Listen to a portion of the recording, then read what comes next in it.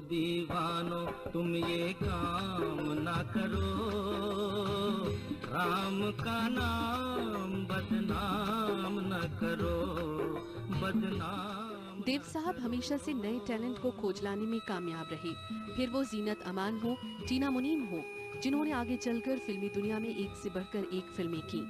गोली चलाने का मेरा बिल्कुल इरादा नहीं, मगर पहल आपकी तरफ से हुई, इल्जाम मुझ पे मत लगाइएगा। दुनिया जानती है मुझे आपसे कोई लगाव नहीं। और वक्त है एक छोटे से ब्रेक का। ब्रेक के बाद हम लौटेंगे देव साहब की कुछ और यादों के साथ। ये दिन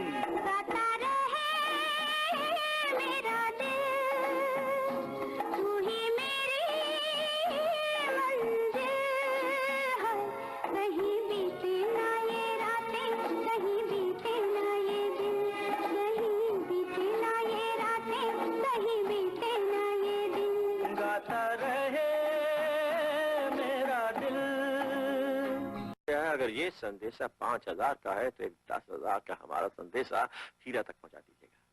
कहिएगा कि काम हो गया है मगर जॉनी फंस गया है, और अगर गिनती में 2-4 हीरे कम निकले तो बेकार में मुझे ढूंढने की कोशिश मत कीजिएगा, इसलिए कि जॉनी यहाँ से निकलेगा और फौरन हवा हो जाएगा।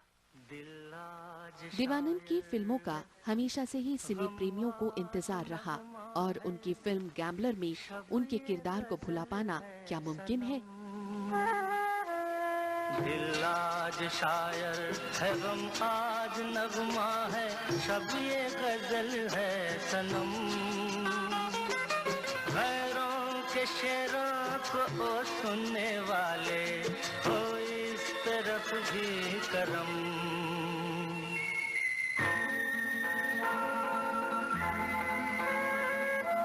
आके जरा देख तो तेरी खातिर हम किस तरह से जिए, आके जरा देख तो तेरी खातिर हम किस तरह से जिए। आंसू के धागे से सीते रहे हम जो जख्म तूने दिए। चाहत की महफिल में गम तेरा लेकर किस्मत से खेला जुआ। दुनिया से जीते पर तुझसे हारे, यूं खेल अपना हुआ। देवानंद की जोड़ी वैजयंती माला के साथ दिखी फिल्म ज्वेल थीफ में, जो अपने आप में एक बेहद यादगार फिल्म रही। मसलन ऐसी आंखें थे उसकी भी, लेकिन जब वो देखता था दिल में कुछ हो जाता था। तुम्हारी जैसी आवाज थी, लेकिन जब वो बोलता था तो दिल में कुछ हो जाता था।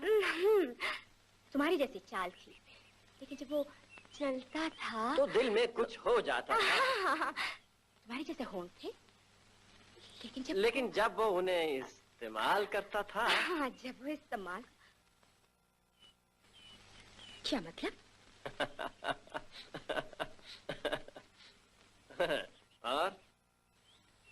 और जब वो शायरी करता था। शायरी भी करता था। और जब तरन्नुम में वो गाता था।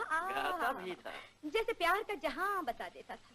जरा उसका कोई शेर तो सुने, पता चले कैसा जहां बसा देता था। मसलन उसी ने कहा था, आसमां के नीचे हम आज अपने पीछे, प्यार का जहां बसा के चले, कदम के निशान बना के चले। ये तो खासा घटिया शेर लगता है। What do you mean घटिया? आपको शायरी की क्या समझ? इसमें नाराज होने की क्या बात है? हो सकता है तरन्नुम में अच्छा लगता हो। अच्छा? बहुत अच्छा। हम क्या जाने, सुनते तो राय देते। आपकी राय नहीं चाहिए किसी को। आपकी मर्जी। शोला भड़केगा दिल। जॉनी मेरा नाम विजय आनंद के निर्देशन में बनी एक और यादगार फिल्म रही, जिसमें देव साहब का एक अलग ही किरदार देखने को मिला। किस काम का ये दिल न धड़के तो दिल है बस नाम का। तो शोला भड़केगा दिल धड़केगा। कोई आदत खराब डाल के फिर देख तमाशा। देवानंद की फिल्में और उनके गीत संगीत और उनका अभिनय या यूं कहें कि उनकी फिल्मों की कहानी हर लिहाज से एक अलग ट्रीटमेंट लिए होती थी। सहारा लेके तुम बम्बई आई, जो तुम पहले ही भूल चुके थे। ये शिकायत मेरी है तुमसे, वरना क्यों खतों का जवाब नहीं दिया? मैंने खत लिखे थे, जवाब तुमने नहीं दिया। खत मैंने रोज लिखे थे, जवाब तुमने नहीं दिया। जवाब मैंने नहीं दिया। नहीं। प्यार के बाद मैंने नहीं किया, इंतजार मैंने नहीं किया। नहीं नहीं नहीं, मैं अम्बाला किस लिए किया था? इसलिए कि अपनी बर्बादी का नजारा देखूं। अगर तुम्हें मुझ पे और मेरे प्यार पे यकीन होता तो मेरी शादी रोक सकते थे। अगर तुम्हें मुझ पे और मेरे प्यार पे यकीन होता तो तुम शादी करती ही नहीं। मजबूर थी, क्योंकि तुम पहले ही शादी कर चुके थे। मैं या तुम? तुम। तो धोखा मैंने दिया, झूठ मैं बोली, प्यार के एतबार मैंने नहीं किया, कसमें मैंने तोड़ी, इंतजार मैंने नहीं किया, वादे मैंने नहीं निभाए। अगर निभाए हैं तो बताओ कहाँ है वो सुख, चैन, वो राहत, वो जिंदगी का सुकून कहाँ है? मैं तो मंजिल पर पहुंच के भी मंजिल से बहुत दूर हूँ, कुछ नहीं है मेरे पास। दीवानी की फिल्मों में नगमों की सौगात एक दिलकश अंदाज लिए होती थी और धुन ऐसी कि हर खास से आम आदमी उसे गुनगुना उठता। चला के हाँ जरा झुक जाना, रिमझिम के तराने लेके आई बरसात, याद आई किसी से वो पहली मुलाकात, रिमझिम के तराने लेके आई बरसात, गाता रहे मेरा दिल, तू ही मेरी मंजिल, हाय कहीं बीते ना ये रातें, कहीं बीते ना ये दिन, कहीं बीते ना ये रातें, कहीं बीते ना ये दिन। ये दिल न होता बेचारा, कदम न होते आवारा, जो खूबसूरत कोई अपना हम सफर होता। दीवानी साहब को कई फिल्म फेयर पुरस्कारों और कई बड़े अवार्ड से सम्मानित किया गया और 2002 में हिंदी सिनेमा में महत्वपूर्ण योगदान को देखते हुए उन्हें दादा साहेब फाल्के पुरस्कार से सम्मानित किया गया। उनका जाना एक युग के अंत जैसा है, जो कहीं न कहीं ये एहसास दिला जाता है कि वो लोग तुमने एक ही शोखी में खो दिए, पैदा किया था फलक ने जिन्हें बड़े ही जतन से। देव साहब की पहचान उनका खास अंदाज, जो न सिर्फ अदाकारी में नजर आता था बल्कि हिदायतकार और फिल्म साज की हैसियत से भी उनकी फिल्में हर एक फिल्म से जुदा होती थी। ए चश्मे तमाशा झूम जरा, ए चश्मे तमाशा झूम जरा, वक्त नजारा पहुंचा, कश्मीर में 2 दिन जीने को कश्मीर का मारा पहुंचा। उनकी फिल्मी मौसीकी में तवानाई थी, ऊर्जा थी, जोश था, जिसकी वजह से वो हमेशा याद रहेंगे।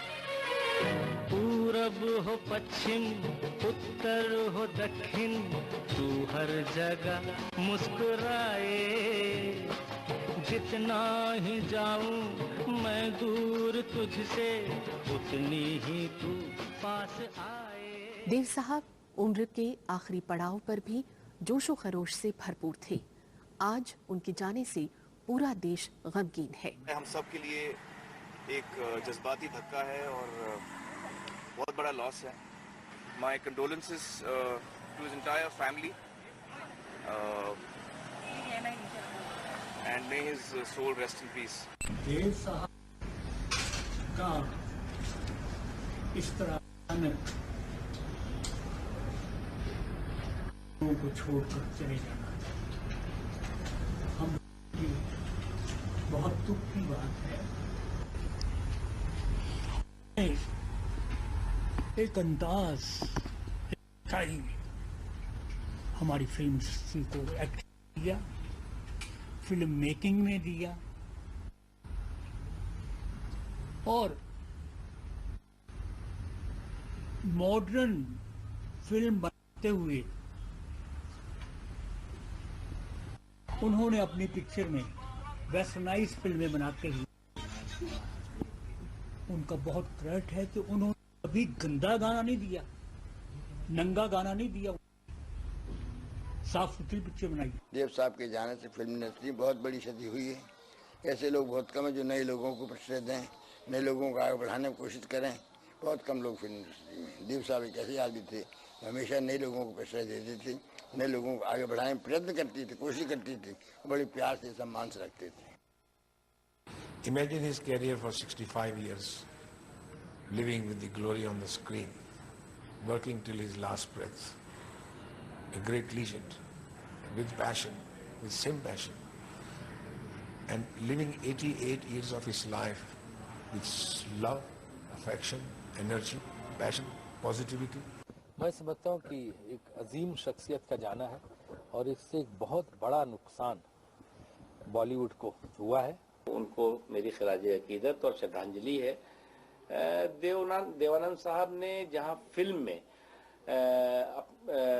एक नई पहचान अपनी कायम की और नई पहचान स्थापित की लोगों के दिलों में, लोगों के दिमाग में, वहीं पर एक अच्छे इंसान भी। देवानंद जैसे स्टार कभी कभी पैदा होते, वो बहुत नेक दिल इंसान थे और उनकी कमी हरदम खलेगी। तो ये थी देव साहब पर हमारी खास पेशकश, मैं जिंदगी का साथ निभाता चला गया। जिंदगी का साथ निभाता चला गया,